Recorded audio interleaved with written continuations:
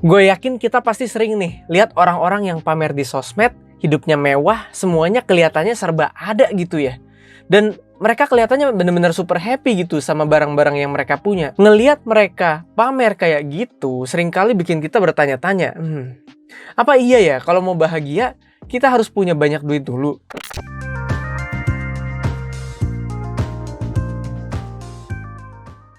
Halo, gue Yos. Beberapa studi dan penelitian menunjukkan kalau sebenarnya ada hubungan loh antara uang dan kebahagiaan. Tapi hubungan itu kompleks dan nggak mutlak ya. Di satu sisi, walaupun uang bisa kasih kita akses ke kebutuhan dasar, ke keamanan finansial, dan kesempatan buat kita ngejar keinginan-keinginan tertentu yang pasti bisa ningkatin kebahagiaan kita.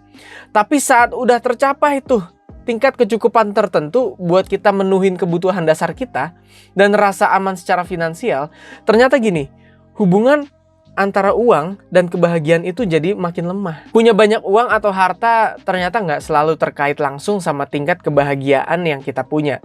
Bahkan beberapa orang kaya ternama dunia dikabarkan mengakhiri hidupnya mereka sendiri.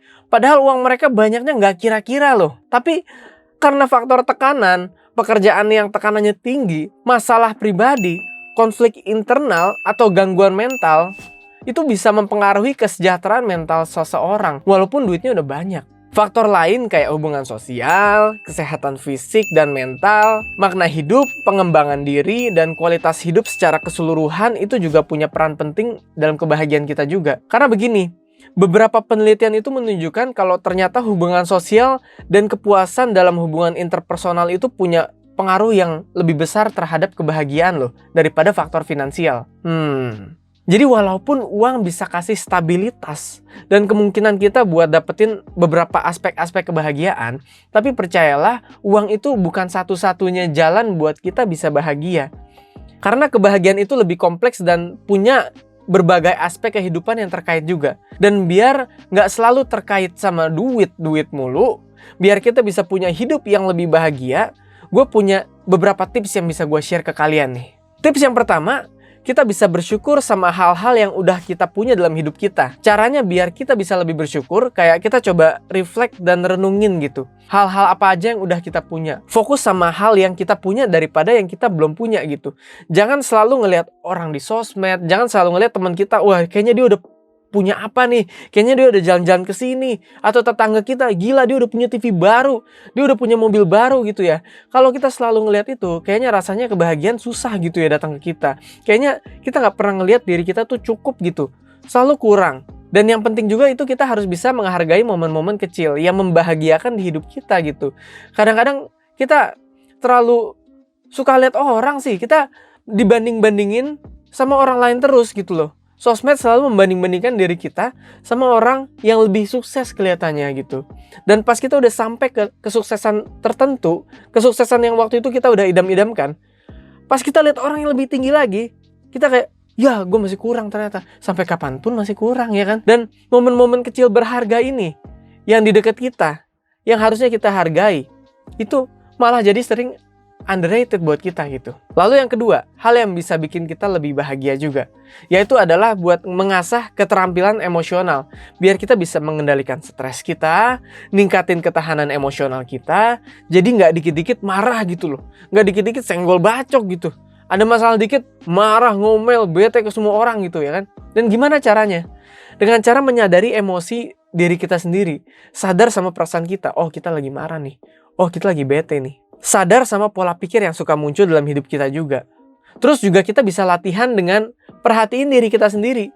Kelebihan apa sih yang kita punya? Kekurangan apa sih yang kita punya? Dan kita juga bisa belajar buat nyelesain masalah-masalah emosional dengan cara yang sehat juga. Karena dengan begitu, hidup kita bisa punya ketahanan emosional yang lebih stabil ya. Nggak dikit-dikit ngomel, nggak dikit-dikit marah gitu. Nah, yang ketiga adalah buat menjaga keseimbangan hidup kita antara pekerjaan, antara kehidupan pribadi sama waktu buat diri kita sendiri.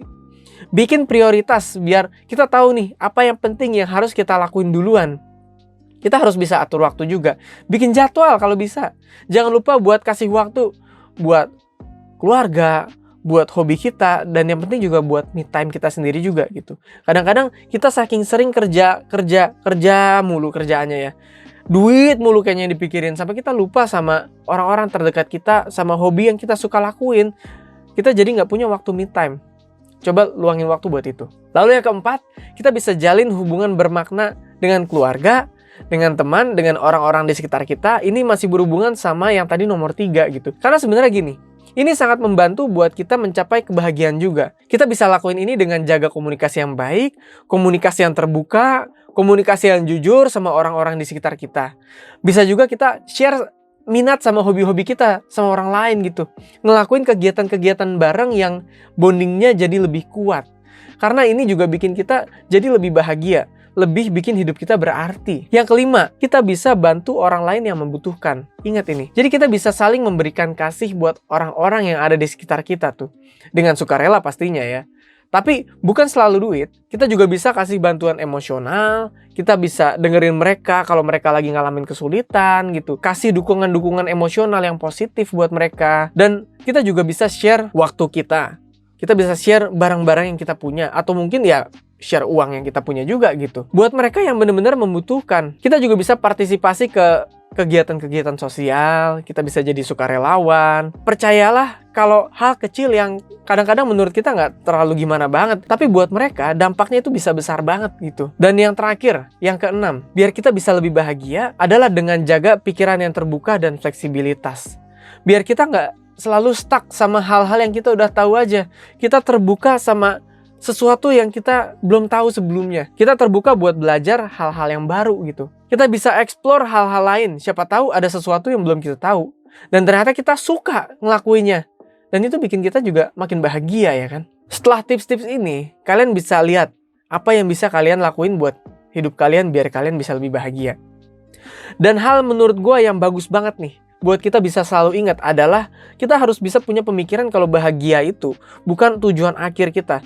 Bahagia itu bukan target kita gitu. Jadi bukan kayak gue bisa ada ini, gue bisa begini, gue bisa begitu, gue bakal bahagia. Bukan begitu. Hal yang menurut gue bagus banget nih, kalau kita bisa punya pemikiran adalah kebahagiaan itu sebuah perjalanan dan bukan tujuan akhir. Kalau kebahagiaan itu jadi tujuan akhir, jadi misalnya kayak gue mesti punya ini buat bahagia. Gue kalau misalnya udah mencapai posisi ini gue akan bahagia. Itu akan sulit. Tapi kita harus mikir kalau kebahagiaan itu tuh sebuah perjalanan. Dan tiap orang punya pendekatan yang beda buat bisa bahagia. Dan semoga kita semua bisa bahagia. Gue tutup dengan kata-kata mutiara dari filsuf terkenal Socrates. Dia pernah berkata, rahasia kebahagiaan tidak ditemukan ketika kita mencari sesuatu lebih banyak, tetapi dalam mengembangkan kemampuan untuk menikmati lebih sedikit. Kalau kalian suka video ini, jangan lupa like dan komen. Dan jangan lupa buat dukung channel ini dengan subscribe sekarang juga. Sampai ketemu di video berikutnya. Bye-bye.